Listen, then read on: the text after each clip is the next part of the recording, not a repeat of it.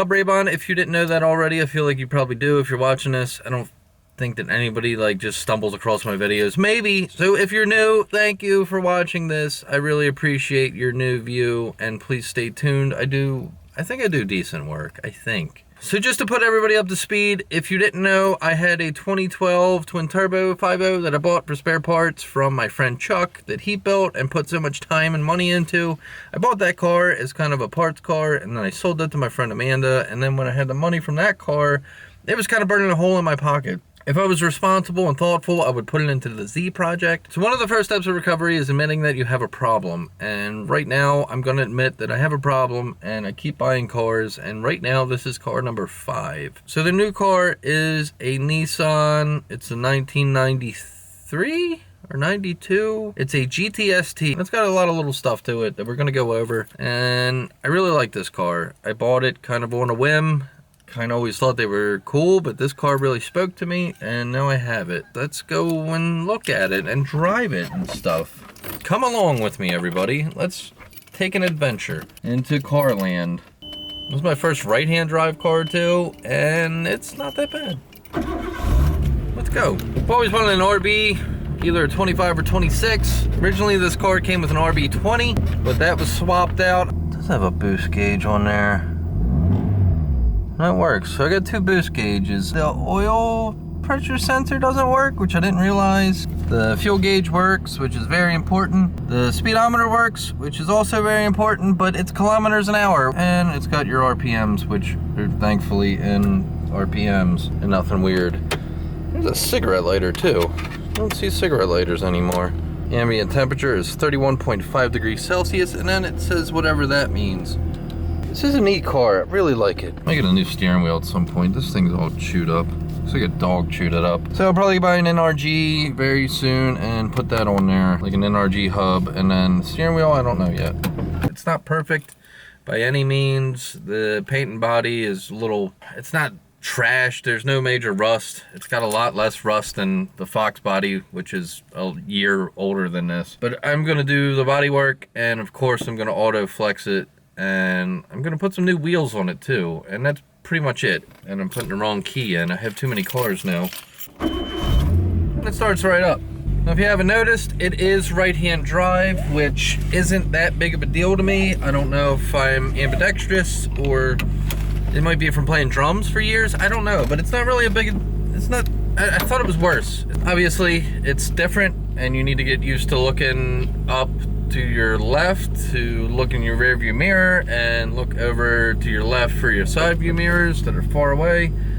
And you also have to kind of judge like what's on the passenger side, which is the opposite. But other than that, I mean, as far as driving and shifting, it's pretty quick to get used to it, I think. In my opinion. It might be different for different people, but to me, it wasn't that big a deal. And if you hear clunking, apparently that's the exhaust. It does have a big ass exhaust on it that is aftermarket, and that is clunking just a little bit. Let's go for a quick ride. The blinkers are gonna be on the right-hand side, which is also the other thing that's hard to get used to. It's not too bad, but whatever, it's just one of those things. It's full of Pexi coilovers on it. It's pretty low right now. It does have an RB25 swap too, which is the main reason I bought this car. I always wanted an RB. It originally came with an RB20, but the RB25 makes just a tad more power. I would show you what kind of power, but it's raining. Well, it rained. It's not raining now, but it rained earlier. It's a little wet out, so it just kind of spins. It should be running about stock boost. Red line on this motor is a lot higher than I thought it was going to be too. I hit 8K yesterday while driving around. It just spins.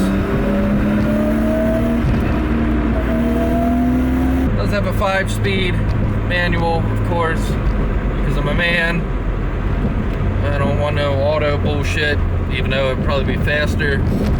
This is a JDM import, but because it's 25 years old, well, at least 25 years old, it's not that big a deal.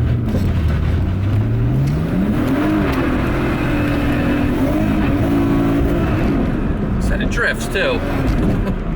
On that note, we're gonna take it back just because reasons. Like I said, I don't want to mess around too much today. I really feel like I'm pushing my luck with certain things. This is right-hand drive. This is a JDM import. It has a cage in it. It's not a full cage. It doesn't have door bars, and then there's a bolt-in cage, but I'm probably going to keep it in here anyway. It's a nice cage. Of course, it's going to stiffen up the chassis and everything, and this chassis does feel very stiff. The ECU is down on the floor for some reason. Not sure why. I guess when they did the swap, they just left that down there. One of the hardest things to get used to, according to everybody that I see online, is having your blinkers on the right hand side. So far that hasn't messed with me too much because it doesn't really have a stalk over here for your wipers. It has an actual switch. I think it's pretty cool that some of the switches are up here for the tuning and the AM FM on the stereo. The stereo seems to work okay, I guess. This little center cluster thing has a temp gauge and a boost gauge, which seem to be working pretty accurately. It is wrapped in carbon fiber, and it's a really crappy wrap. Everybody that says vinyl is far superior to dip, and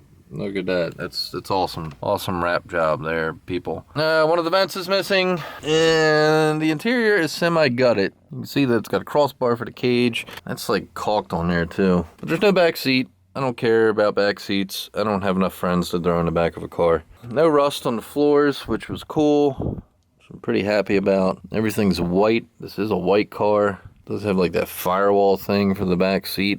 Thought about taking that out. I don't know. It's full of Pexi coilovers everywhere, and they're really nice and really stiff. They seem to be a really decent coilover from what I've read. It does have a headliner. Dome light, I think, works. Yeah, it works. There's some interesting little things with the R32s also, like fold out mirrors, which I did not know was a thing on these cars. It has a little switch here, and you just kind of, I guess gotta have the car on. They fold in for parking and stuff, which is nice. Door cells are pretty cool. There's an annoying buzzer for when your key is left in the ignition. There's a couple dummy buttons. I guess it was from when the GTRs had extra stuff that this car does not have. There's lots of little compartments here. I guess this was an ashtray. Looks like this pulls out and closes up. This is where the turbo timer is. This is all the climate controls, which seems really ahead of its time. I mean, you didn't see this kind of stuff in a Mustang until like way later, as far as like climate controls that are electric. Actually, I don't even think that's still on a Mustang. I don't know. It has this neat lever. So if you want to open the gas cap, you push down. If you want to open the trunk, pull up. Let's go look in the trunk.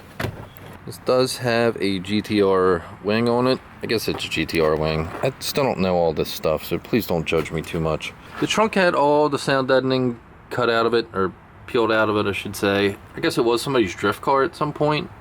I don't know the entire history of this car, obviously, because I just got it. But it does have the strut tower braces, and like I said, no rust. And it doesn't look like there was any major damage or anything. These all look like factory panels. And it has the signature Skyline taillights, which I love. The body's a bit rough. You can see the wing is just, I don't know, looks like they painted it with a can or maybe rolled it on. You can see the speakers. Kind of wish there was something back there because I think the glare is going to be bad when the sun's out. I don't know yet. There's a couple floor mats that say Skyline. I'm sure that they're rare or something. I don't know. Let's pop the hood. You can see that they notched the armrest because of the roll cage. It doesn't bother me too much. I don't want a perfect car. I want this car to be fun. I love the emblems on it too. This is dirty. This is unwashed. This is basically how it's set outside. Here's where the magic happens. This is an RB25. It's 2500 cc's, 24 valve twin cam, Nissan turbocharged. Doesn't seem to be making a whole hell of a lot of boost, which is fine because I don't want this motor to blow up anytime soon. And overall, the swap is pretty clean. It's a lot more decent than what the 240Z had. The Pexi coilovers, you can see that they're adjustable as well. They look pretty clean too. They don't look all rotted and I'm pretty sure they'll spin down when I need to. Brakes aren't super huge, but the fronts look pretty fresh, and they work. They work pretty decent, and all the emblems are cool. Still has the Japanese inspection stickers. I guess that's what it is. I don't know. I really need some new speakers. You can see that these are a little dry rotted and cracked up. On the passenger side, you can see the glove box kind of hits the roll cage. Sucks. I might have to notch this foam maybe. I don't know what to do about that, because I'd like to have a glove box. And then here I found this, which I thought was some like old Japanese manuscript, like some samurai stuff, but apparently it's just the instructions for the Apexi Super Down suspension. I cannot read any of this, obviously. Really like this car. I'm pretty excited about it. I think that's all that's in there right now. Maybe I'll try to put the ECU in there. I might go to a standalone. Apexi makes a standalone. I might do that. I don't know yet. I have no idea what these SGM wheels are, but they're 17s. They're not as nice as the wheels that were originally on it, but I did get a little bit of a discount for putting these wheels on. A little bit of surface rust right here. It doesn't seem like it's pitted. I kind of don't want to flare this car right now, maybe eventually, but not right now. I got too much stuff going on. I really like the lines of this car as is. I said it needs wheels, and I might go a little bit lower with it. Originally, when I was thinking about this car, I thought I would just put some bride seats in it, something nice and JDM, but these seats are really nice. They're fully adjustable. They tilt up, they go back, they go forward. The bolstering actually is adjustable. So like the bottom can go up and down.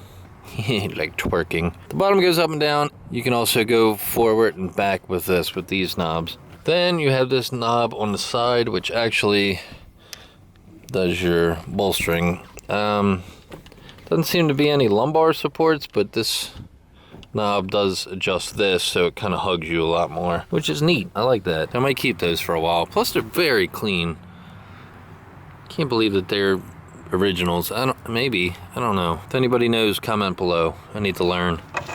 Seatbelts seem to be stock. They go down to these rails right here, but these rails also have hooks here, so I guess maybe there was harnesses at some point. There is no harness bar on the cage, which I guess I could take it to the back. I don't know. I don't know if I want harnesses yet or not. This is so fresh that I don't know what I'm doing with it yet. I'm still kind of going through some ideas. This was kind of a spur of the moment decision. Didn't even think about it that much. Test drove it on a Sunday. It was delivered on a Thursday. And here I am.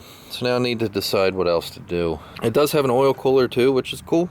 And the filter relocation kit. Nice big front mount.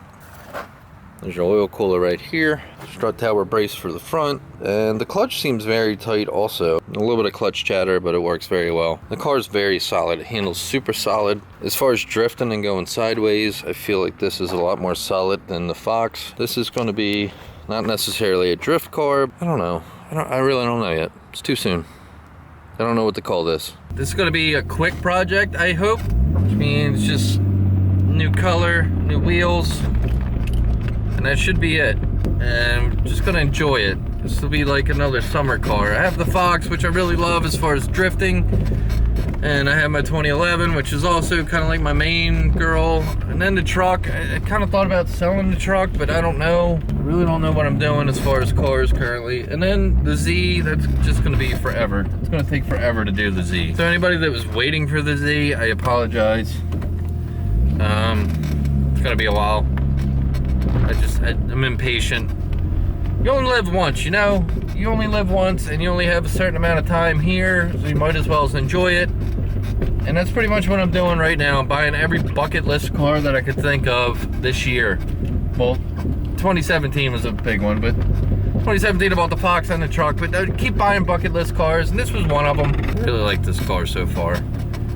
And once we get wheels and some color on this, it's gonna be awesome. This is the new car, another new car.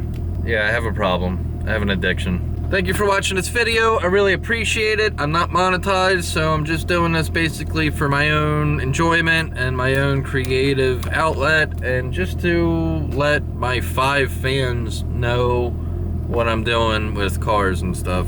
I do appreciate anybody that watches these videos. I'm not a full-time YouTuber or anything. I have a day job. I actually took a new day job, so this was kind of my treat to myself because I got a new day job. But anyway, thank you for watching. I really appreciate it. And thank you for subscribing and all that stuff. And I got a color picked out, and I think I got wheels picked out, and I think you're gonna like it. So check it out, and it's not gonna be boring. I'm basically gonna make this thing is I don't know. You'll see. Just stay tuned. Watch it. It's gonna be cool. And I still got other stuff to do. So just I'm doing stuff that you're not gonna see anywhere else. Thank you for watching, and peace, y'all.